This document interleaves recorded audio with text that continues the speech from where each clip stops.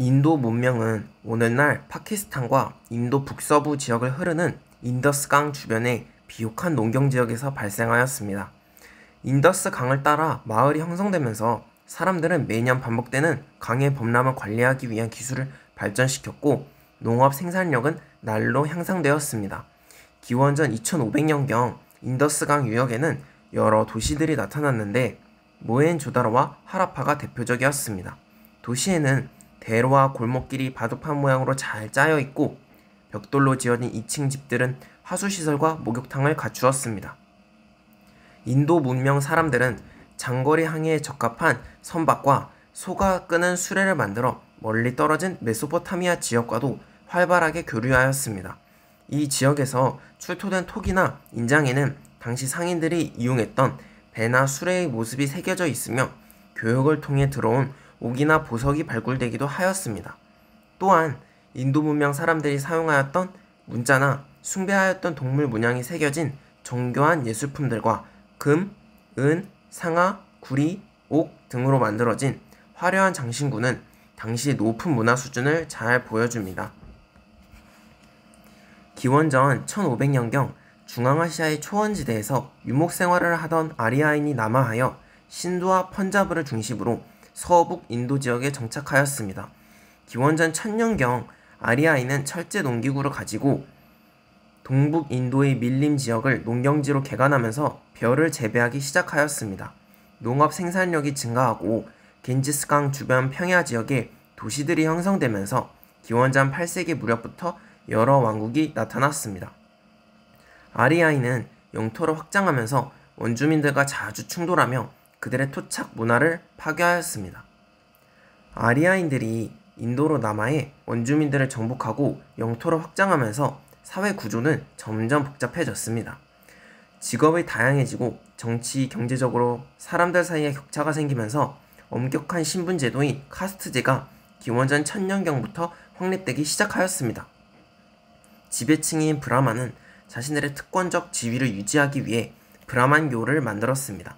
한편 빈번한 전쟁으로 귀족과 전사인 크샤트리아의 정치적 지위가 상승하였습니다. 또한 교역과 농업 생산력의 증가로 농민과 상인, 장인으로 이루어진 바이샤도 사회의 중요한 계층으로 자리 잡았습니다. 원주민들을 비롯해 그 외 사람들은 힘들고 보잘것없는 일에 종사하는 수드라에 속하였습니다. 지배층은 카스트제를 유지하기 위해서 직업과 신분이 다른 사람과 결혼이나 교류를 하지 못하도록 막았습니다.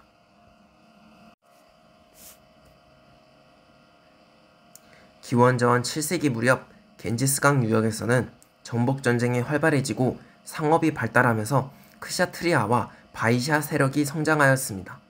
이들은 형식화된 브라만교의 제사의식에 반대하고 브라만 중심의 사회를 비판하였습니다. 이렇게 사회가 변화하면서 우주와의 일치를 주장하는 우파니샤드 철학이 등장하였고 이를 바탕으로 불교와 자이나교가 출현하였습니다. 자이나교는 엄격한 계율과 고행을 통한 해탈을 꾀하였는데 특히 상인들이 지지하였습니다.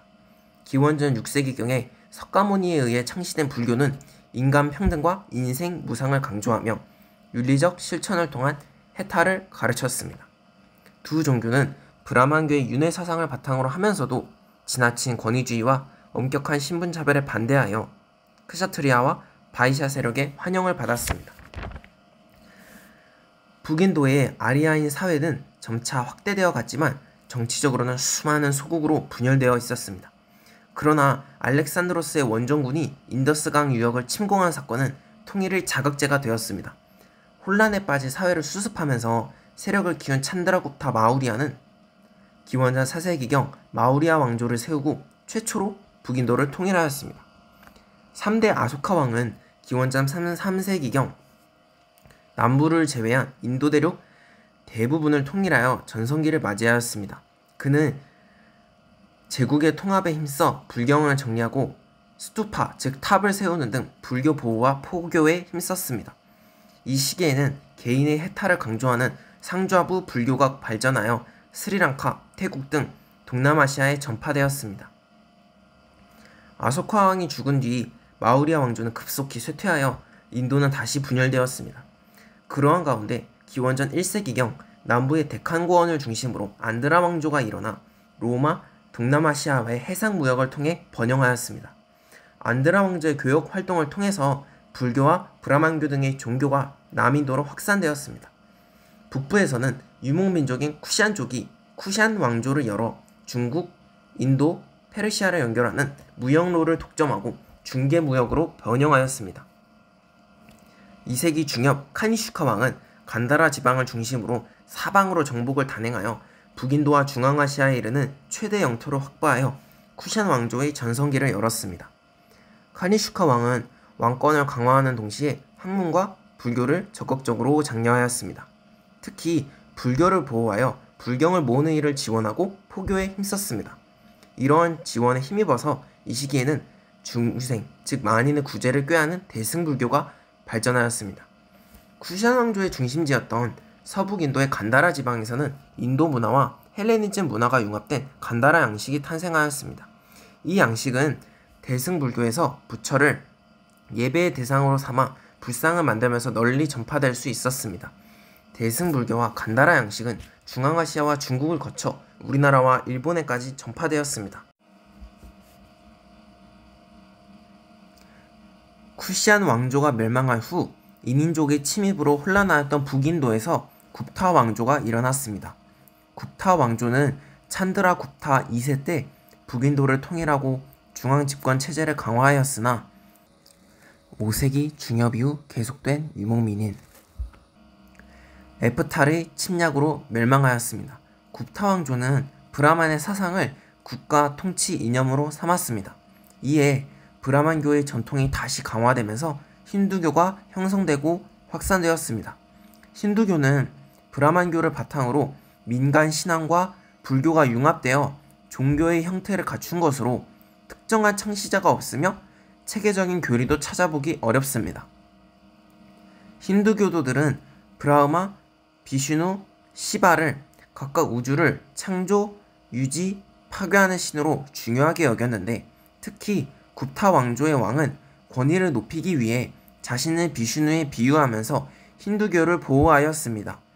힌두교에서는 카스트에 따른 의무 수행을 중시하여 힌두교의 확산과 함께 카스트제도 인도 사회에 정착되어 갔습니다. 카스트제를 비롯한 각종 의례와 관습 등을 기록한 만우 법전은 인도인의 생활에 큰 영향을 끼쳤습니다. 굽타 왕조 시기에는 이민족의 침략을 막아내면서 민족의식이 부활하고 문학, 미술 등의 분야에서 인도 고유의 색채가 강조되었습니다. 문학에서는 브라만 계급의 언어인 산스크리트어가 공용어가 되면서 산스크리트 문학이 발달하였습니다. 인도의 전설과 설화를 담은 서사시인 마하바라타와 라마야나는 만우법전과 함께 힌두교의 중요한 경전 역할을 하였고 칼리다사가 지은 샤쿤탈라는 이 시기 궁정 생활을 묘사하였습니다. 미술에서는 간다라 양식과 인도 고유의 특색이 융합된 굽타 양식이 나타났습니다. 아잔타 석굴사원과 엘로라 석굴사원의 불상과 벽화가 그 대표적인 작품입니다. 굽타 양식은 중앙아시아와 중국을 거쳐 우리나라에도 전해졌습니다. 힌두교가 민족 종교로 발전함에 따라 불교는 쇠퇴하였습니다. 그러나 대승불교의 교리 연구는 계속되어 많은 굽업슨들이 일종의 불교 대학인 날란다 사원에서 수행하였습니다. 한편 수학, 천문학, 의학, 약학 등도 발달하였습니다. 당시 인도인들은 영과 십진법을 사용하여 아라비아 숫자의 형성에 기여하였고 정확한 원주율 계산법을 발견하였습니다. 지구가 둥글고 자전한다는 사실과 월식의 원리까지도 알고 있었습니다. 이러한 지식들은 이슬람 세계에 전해져서 자연과학의 발달에 크게 기여하였습니다. 6세기 무렵 굽타 왕조가 붕괴되자 북인도는 다시 작은 소왕국들로 분열되었습니다. 7세기 초에는 바르다나 왕조가 한때 북인도를 재통일하였으나 오래 지속되지는 못하였고 인도는 다시 작은 왕국들로 분열되었습니다. 이러한 분열을 틈타 8세기부터 서북 쪽에서 이슬람 세력이 침입하였습니다. 11세기 초부터는 이슬람 계통의 왕조들이 북인도에 등장하였습니다. 아프가니스탄의 튀르크족이 침입하여 가즈니 왕조와 고르 왕조를 세웠고 13세기 초에는 델리를 중심으로 이슬람 왕조가 세워졌습니다. 그 후 약 300년 동안 북인도 지역에서는 이슬람계의 5 왕조가 교체되었는데 이 왕조들을 델리 술탄 왕조라고 합니다. 이슬람 지배자들은 처음에는 힌두교도를 탄압하였으나 델리 술탄 왕조에서는 힌두교도에게 너그러운 정책을 펼쳤습니다. 힌두교도들은 지지야, 즉 인두세만 부담하면 자신의 종교를 믿을 수 있었는데 지지야가 과중한 것은 아니었지만 엄격한 카스트제에 불만이 많았던 인도인 중에는 신분 평등을 주장하는 이슬람교로 개종하는 사람도 많았습니다. 한편 남인도에서는 9세기 후반부터 13세기까지 촐라 왕조가 번성하였습니다. 한때 남인도 반도를 정복하고 스리랑카 일부를 병합할 정도로 강성하던 촐라 왕조는 동남아시아, 서아시아 등과 교역하며 부를 쌓았습니다. 이 과정에서 남인도 지역의 힌두 문화가 동남아시아로 퍼져나갔습니다. 16세기 초에 바부르가 아프가니스탄 지방을 점령하고 이곳을 근거지로 삼아 정복 전쟁을 벌였습니다. 북인도로 진출한 그는 델리 술탄 왕조를 무너뜨리고 무굴 제국을 세웠습니다. 그의 손자인 아크바르 황제는 데칸고원을 제외한 전 인도를 통일하고 관료제와 지방 행정기구를 정비하여 중앙 집권 체제를 확립하였습니다.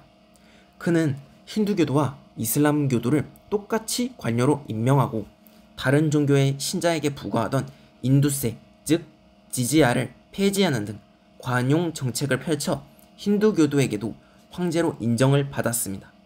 이에 힘입어 무굴 제국은 약 1세기 동안 번영을 누렸습니다. 17세기 말 아우랑제브 황제는 남인도 대부분을 정복하여 최대 영토를 확보하였지만 지나친 정복 활동으로 재정난에 부딪혔습니다.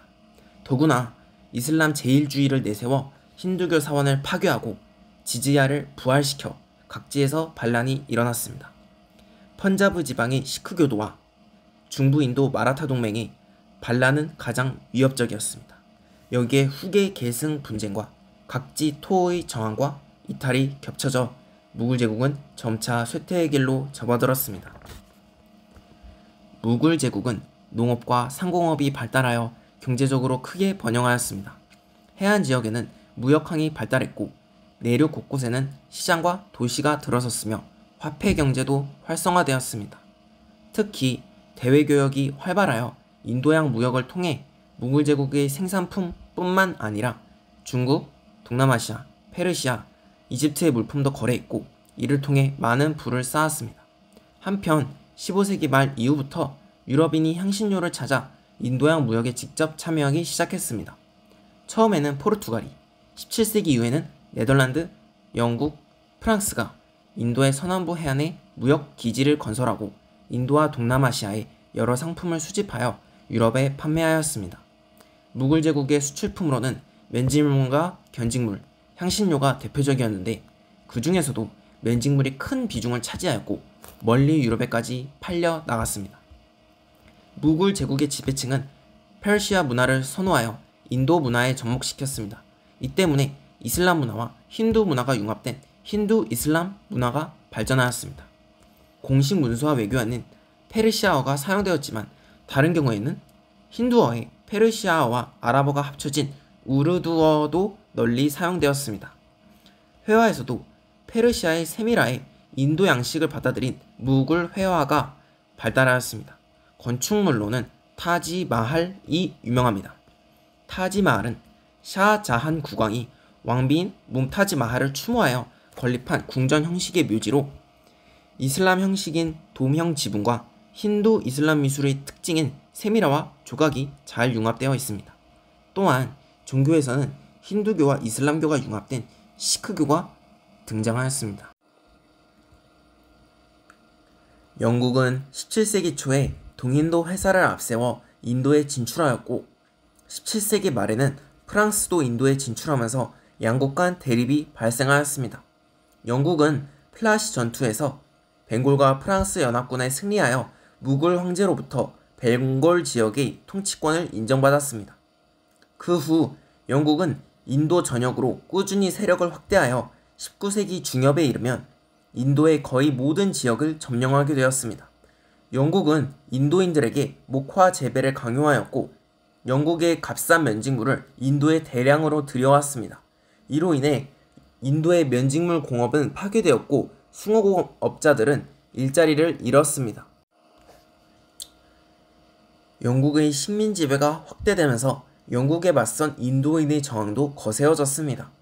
남부의 마이소르 왕국, 중부의 마라타 동맹과 북부의 시크 교도들이 반영 전쟁을 벌였으나 모두 실패하였습니다.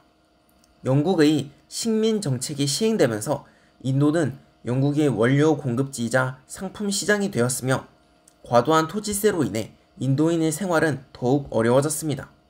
이러한 침략과 수탈에 대한 불만은 결국 세포이의 항쟁으로 폭발하였습니다. 세포이는 동인도 회사에 고용된 인도인 용병들로서 영국의 인도 정복에 기여하였으나 영국이 인도인에 대한 압박과 종교적 갈등으로 항쟁을 일으켰습니다. 탄약통에 발라진 소기름과 돼지기름 문제가 발단이 되어 일어난 세포이의 항쟁은 다양한 계층의 사람들의 참여로 순식간에 퍼져나가 한때는 델리를 점령하기도 하였으나 영국군에 진압당하고 말았습니다. 그러나 세포이의 항쟁을 계기로 인도인은 민족의식을 일깨우게 되었습니다. 영국은 세포이의 항쟁을 계기로 동인도 회사를 해체하고 무굴 황제를 폐위시켰습니다. 그리고 인도를 직접 통치하기 위해 인도 통치 개선법을 제정하였습니다. 이후 빅토리아 여왕이 인도 황제를 겸하는 인도 제국이 성립함으로써 인도는 영국이 완전한 식민지가 되었습니다. 영국은 인도 지식인들을 회유하고 포섭하기 위해 인도인들이 정치 조직을 만들도록 지원하였습니다. 그 결과 인도 국민회의가 결성되었습니다. 인도 국민회의는 처음에는 영국 측에 협조하면서 인도인의 권익을 확보하려 하였습니다. 그러나 영국이 힌두교도와 이슬람교도의 분열을 꾀하기 위해 발표한 벵골 분할령을 계기로 반영운동에 앞장서기 시작하였습니다. 인도 국민회의는 틸라크를 중심으로 콜카타 대회를 열어 영국 상품의 불매, 스와라지 즉 인도인의 자치, 스와데시 즉 국산품의 애용, 국민교육의 진흥을 결의하고 민족운동을 전개하였습니다. 영국은 전 인도 이슬람교도 연맹을 후원하여 인도 국민회의에 대항하도록 하였으나 이들마저 인도 국민회의와 함께 반영운동에 나서고 말았습니다. 이들의 주도로 반영운동이 전국적으로 확산되자 영국은 벵골 분할령을 취소하고 면목상 인도인의 자치권을 인정하였습니다. 제1차 세계대전 이후 영국은 인도 통치법을 개정하여 전체 인도인의 2% 정도에만 선거권을 부여하였고 룰러법, 즉 치안유지법을 제정하여 인도인을 탄압하였습니다. 이에 간디는 룰러법의 폐지와 완전 자치를 요구하며 사티아그라하 운동을 전개하였습니다. 비폭력, 불복종을 내건 이 운동을 통해 이제까지 종교와 카스트, 인종으로 분열되어 있던 인도 사회는 하나로 단결하여 영국의 지배에 저항하였습니다. 간디의 뒤를 이은 네루는 이런 투쟁 방식을 소극적이라 생각한 사람들의 요구를 받아들여 보다 급진적인 민족운동을 전개하였습니다. 그는 인도의 완전한 독립을 요구하며 인도 독립동맹을 결성하고 무력으로 영국 식민 지배에 저항하여 영국과 빈번히 충돌하였습니다. 결국 영국은 신인도 통치법을 제정하여 각주의 자치를 인정하였습니다. 그러나 군사권과 외교권은 여전히 영국의 인도 총독에게 남아있었기 때문에 완전 독립을 목표로 한 반영운동은 2차 세계대전까지 계속되었습니다. 제2차 세계대전 이후 인도는 영국의 식민 통치에서 벗어났으나 힌두교도가 많은 지역은 인도 연방으로, 이슬람교도가 많은 지역은 파키스탄으로 각각 분리 독립하였습니다.